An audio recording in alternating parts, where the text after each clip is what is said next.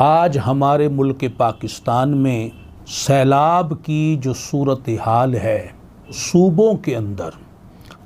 बस्तियां की बस्तियां उजड़ गईं, शहर के शहर उजड़ गए, गांव के गांव सफ़े हस्ती से ज़मीन से मिट गए, माल मवेशी बह गए, बहुत सारी जानें जो थीं वो तलफ हो गईं, जो बच गए वो भी इंतहाई तकलीफ़ में